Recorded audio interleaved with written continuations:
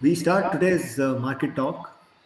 Uh, I believe it's easy to make money in the market. That's especially true in the good years, and most years are good years. The challenge, the real skill is to make money with the risk under control so that if it turns out to be a bad year instead, you won't do too badly.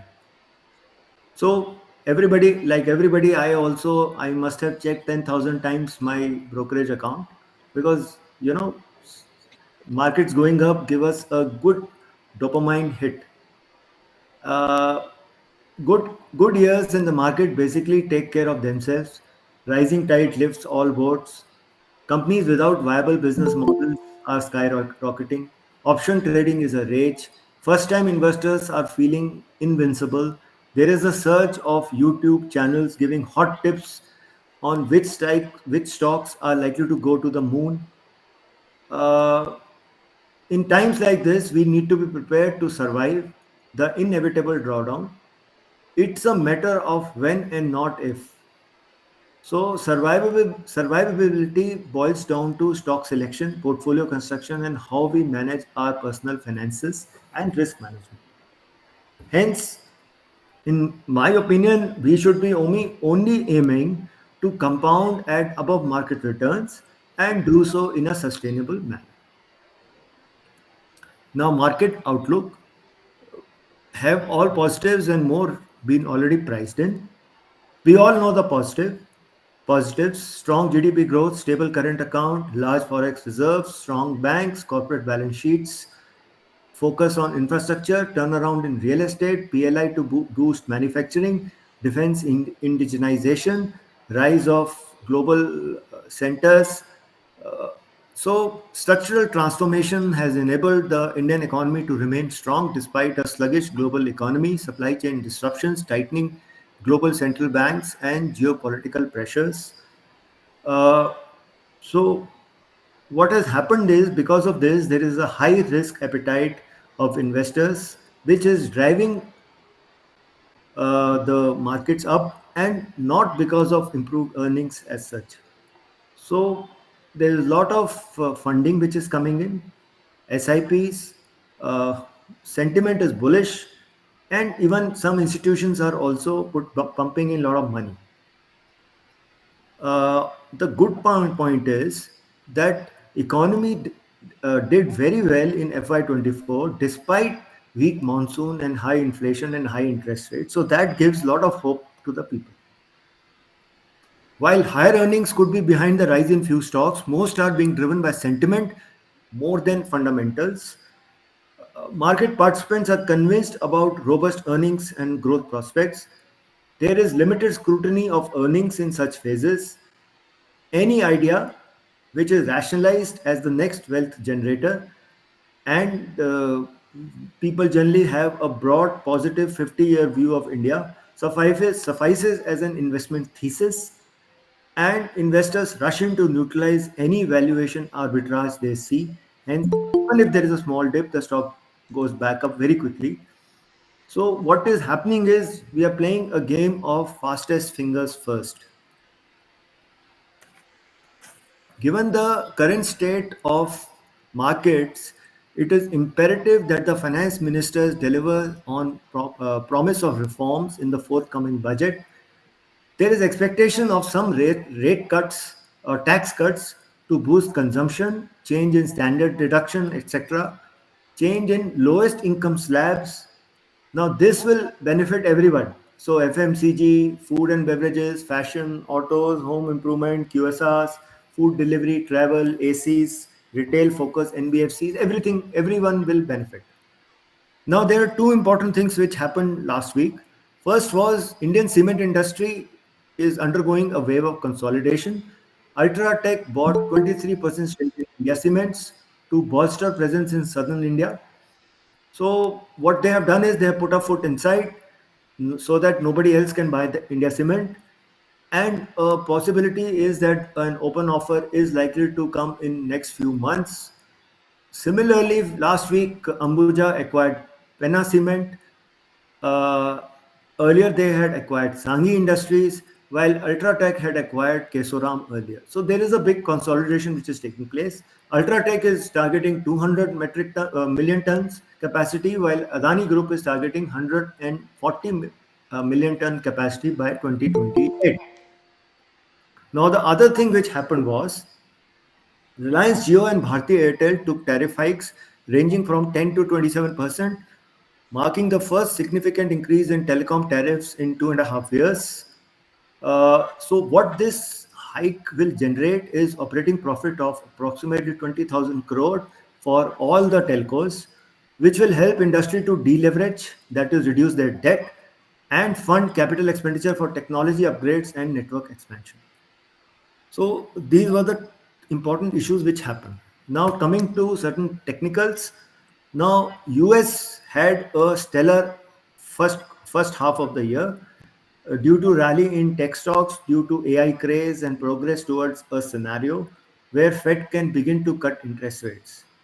Now the data points will keep changing. I was very intrigued as to why the bond yields in the US went up. So I'll just share that reason with you. Nasdaq was is up 18.1% year to date, basically led by uh, big tech stocks. Since pace of improvement in inflation is only gradual and uneven, even the stickiness in service sector inflation is the one where people are worried about. And the most commodity led decline in prices are generally considered to be over. So the thought process is that inflation is not falling immediately. The fall will be there, but it will be very gradual. Now the core PCE index, which the Fed follows, rose just 0.1% last month and 2.6% year on year. This is better than expectation or as per expectation, but the consumer sentiment figures were better than expected, so consumers are still got money.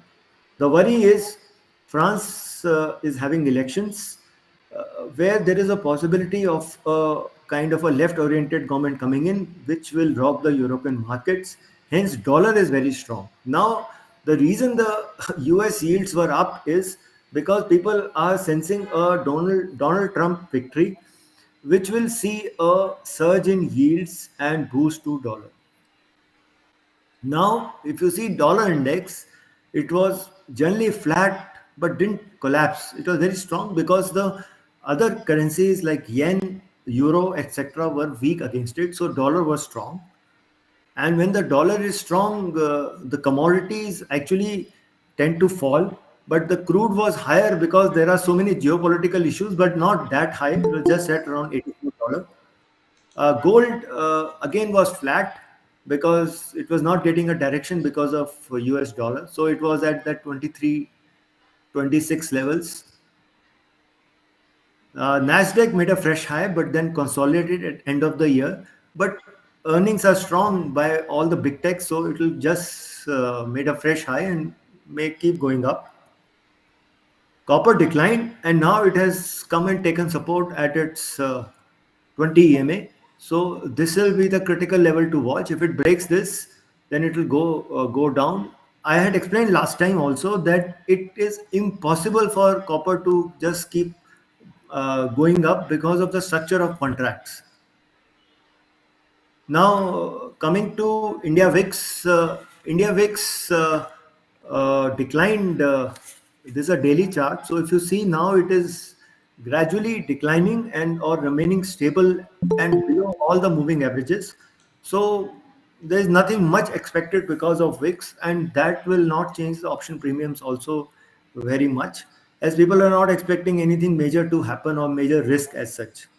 It may spike up somewhere close to the election time. Now, there was so much of noise about inclusion of government bonds, and the bond yields went up last week. But it is basically because the US bond yields have also gone up. So it is nothing alarming as such, but just a point of to be aware about. And once the bond yields go up, the banks go down. So the PSU banks go down because their M2M, they suffer some M2M losses. Now Nifty, if you see here, This is a weekly chart. Nifty was up 2% last week. It made a large bullish engulfing candle on weekly chart and closed above 24,000. Uh, the RSI is above 70, so that means the momentum is good. And if it doesn't breaks the lows of last week, it'll till the time it doesn't breaks the lows of last week, it will remain bullish. So there is no reason to panic as such. This is a very strong power candle, and it will just keep going up. And this was largely powered by Reliance and Bharti, etc. This is the uh, daily chart. I had told on Monday that this is a very strong candle, and then you see how the four candles were made. There was some unwinding as such on Friday, but the trend is positive. RSI also touched around 70 during the week, so that means there is a good momentum. Now, Nifty Bank, there was slight divergence. It made a high of 53,000 plus, and it pulled back. So it made a though it made a green candle with higher highs and all, but there was some. It made a big shadow over the weekly candle, so there was some unwinding from of long positions at the top, uh, or some profit booking. Nifty Bank, 3 days it was green and 2 days it corrected. Uh, Basically, it shows profit booking, but there is no worry till the time it is above the 20 EMA. There is no problem. The things are positive as such.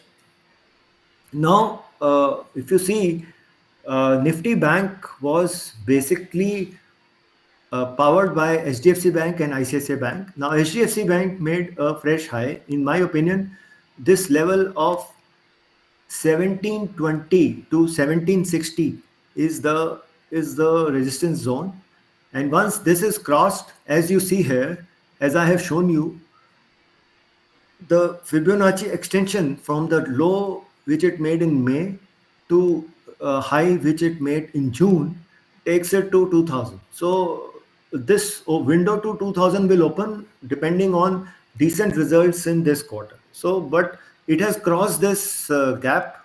So this gap is filled, and now it has reached a higher around 7020. So it is consolidating for a few days, but right, till the time it doesn't goes below this 1630 1640 level, it will remain positive, and as the moving averages also climb, the support will keep going up. So you can easily stay long here, so there is no worry as such.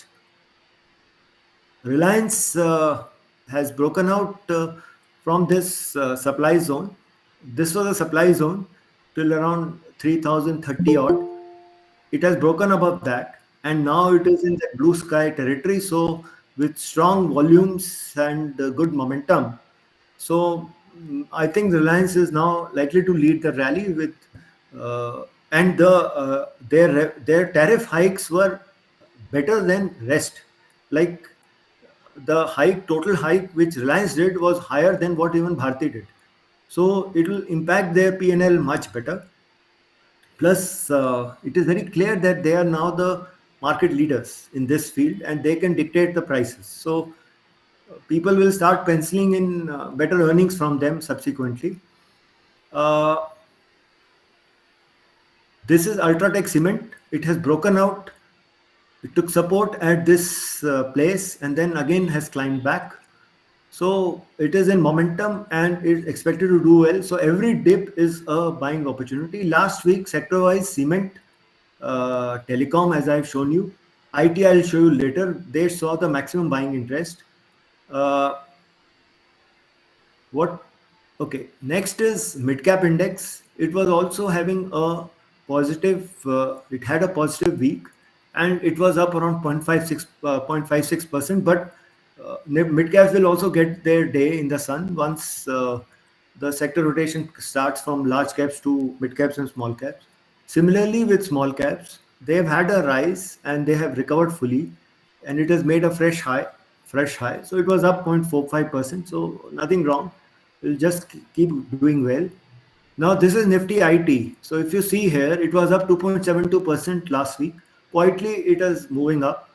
It has to cross this level of 38,000, 38,500 to get some momentum, but which will happen post results only. This 20 EMA should provide, since it is above the 20 EMA, it should provide it good support. And since it is trading here, so it's above the 20 EMA, it shows that it is in good momentum. So what we have seen is that underperforming stocks and sectors are moving. As we have seen, Reliance, IT, chemicals, etc., everything is moving now. The ones which were not in focus and PSUs were slightly underperforming. Uh, so this week's low on Nifty of 23,350 should provide good support. Risk reward is diminishing at high levels, so be slightly stock specific, but nothing to say. There is no negative sign. FI's long positions are highest on index futures right now, while retail and clients have also balancing them with record short positions. So, and we have seen a third consecutive week of net FI buying also.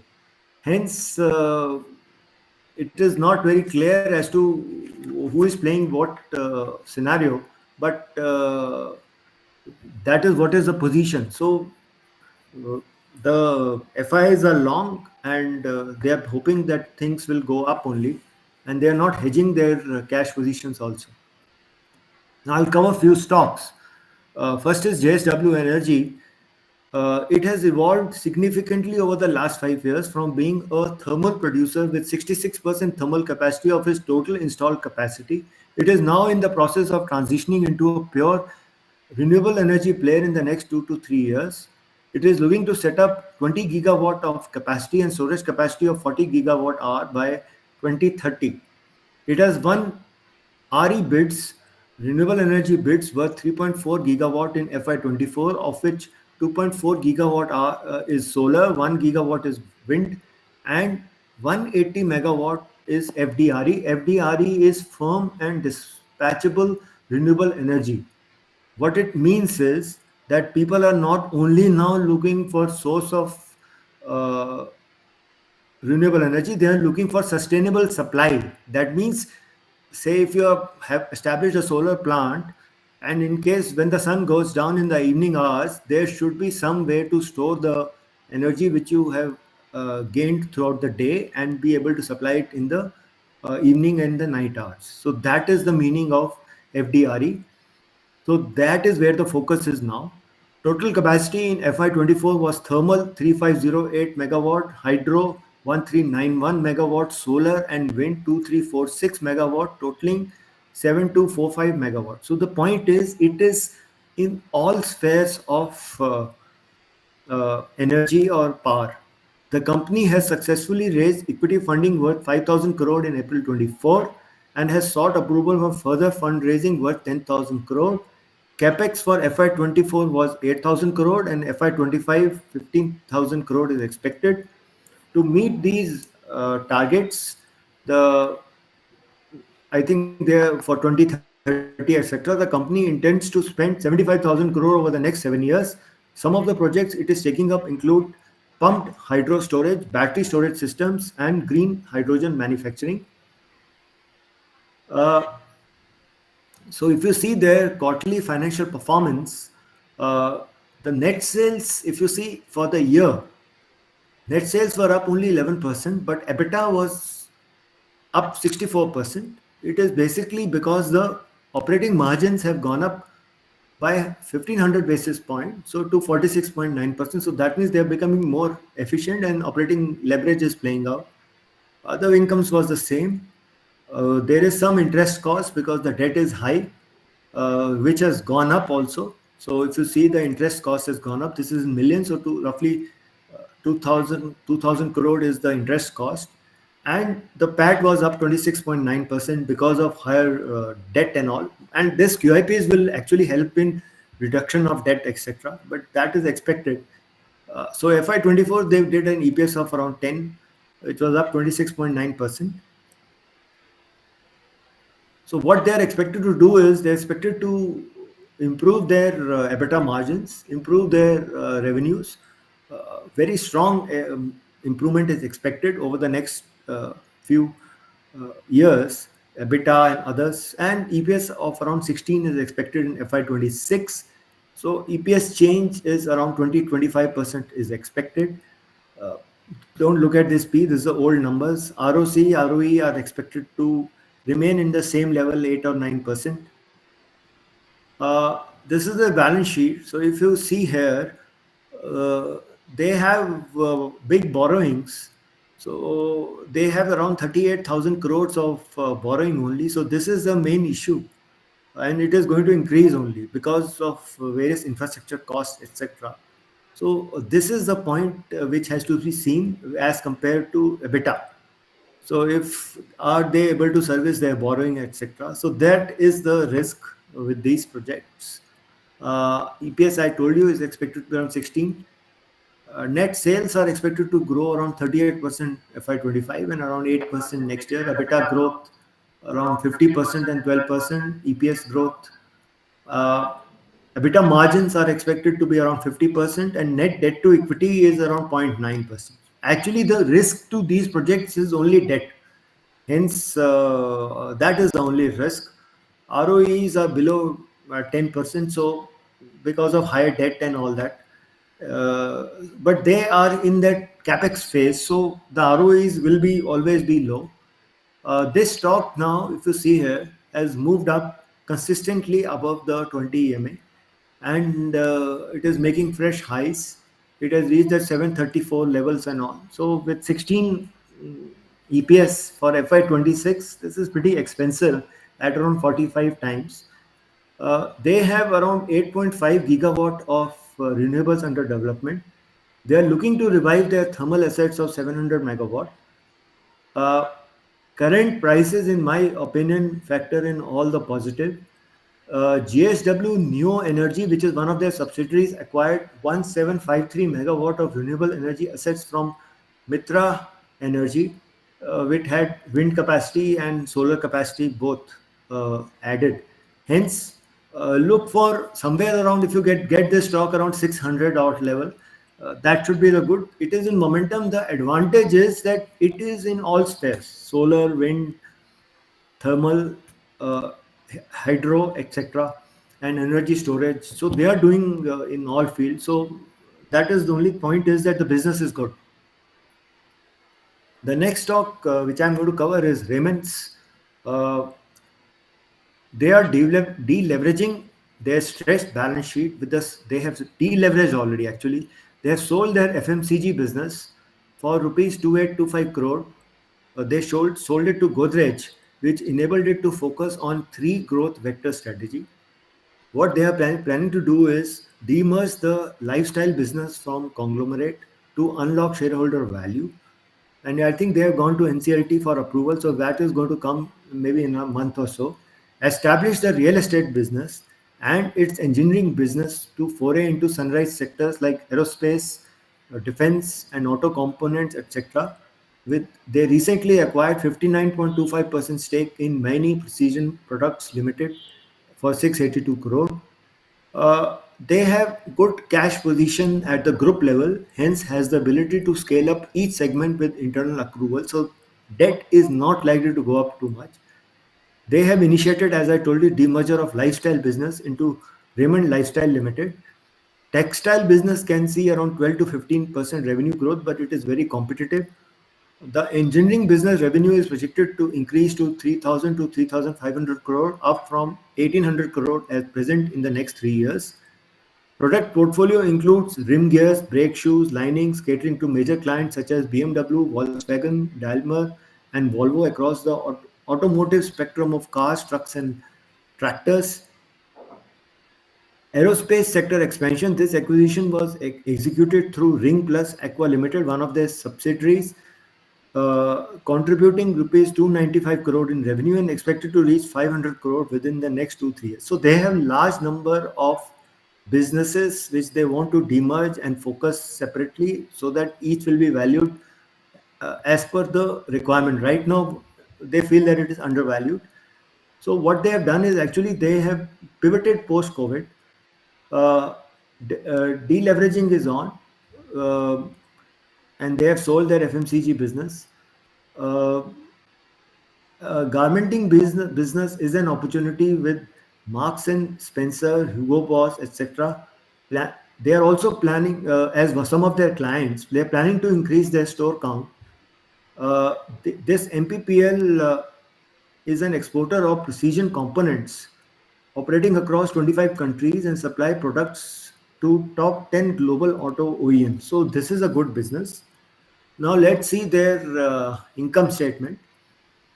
So the revenues are expected to improve 20% over the next year and around 10%. So 10-15% is the expected revenue growth.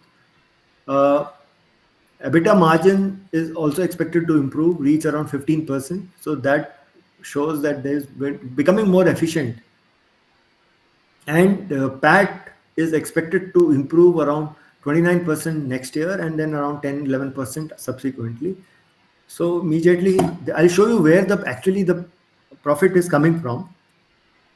Now, if you see here, the net sales rose 21% year on year, led by real estate segment. So this is the one which is driving their revenue growth. EBITDA increased 29% year on year. Margins up 100 basis points, led by all segments actually. Lifestyle revenue EBITDA was up by 40 basis point, and RE revenue up 2.4, that is real estate revenue up 2.4x year on year. So that is the one where the major revenue growth is coming on. Margins are also up 90 basis points. Engineering revenue up 7% year on year, margins up 30 basis points. So there is an improvement in margins and revenue across all businesses. And profit after tax was up 18% year on year. So there is a good business transformation which is taking place. Now, how they are demerging their business? This is Consumer Care Limited. So it will have the lifestyle business with branded textile, branded apparel, garmenting, high value cotton shirting. So these are their Raymond, Park Avenue, Color Plus, etc. are some of their brands. Then real estate, they have Thane Land Development, which is on. They are doing joint development agreement in Mumbai region. So three joint development projects, 5,000 crore plus revenue potential. So various projects are there. And then engineering business, they did revenue of around 1,800 crore, expected to go to, as I told you, around 3,000 crore. And tools and hardware, auto component, aerospace and defense, EV component. So actually, everybody today wants to be in defense, aerospace, EV, etc. So that is what it is. So they want to demerge and focus on lifestyle, real estate uh, businesses now. Now this is their real estate part. They have 100 acres in Thane, where 40 acre is presently under development. 60 there is a potential they will do subsequently. So this 40 acre which they are developing, 4 million square feet under RERA. Uh, Booking value is 5,850 crore, balance 3,150 crore. They'll get subsequently, but estimated revenue is 9,000 crore. So this is what is driving. And joint development agreement, asset light expansion, project in Bandra, Mahim, Sion. So they are doing, getting into this real estate thing. Uh, Outside Thane, they are getting into joint development agreements. Now, if you see here, this is the revenue. Uh, Branded textile, just 3% year on year growth. Branded apparel, 20% growth. Garmenting, just 3%. High value cotton shirting, just 9%. So here only branded apparel which sells, and it has slightly higher EBITDA growth also. Engineering, there is not much of growth.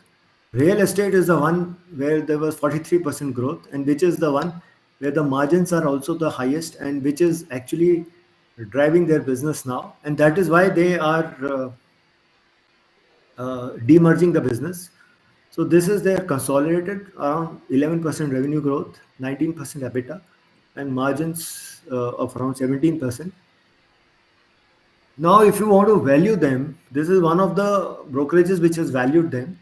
So, lifestyle business is valued at around 1880 for FY26 expected earning, engineering at 185 rupees, real estate at 520 rupees. So, total comes to around 2585. Presently, CMP is 2900. I'll show you. So, it has moved up. This actually, it moved up last week only. So from around 2500 levels, it has moved to 2900 plus. So it touched 3000 and corrected. So, but we have to wait for it to correct a bit. But the point here is, I'll just show you something here, is that,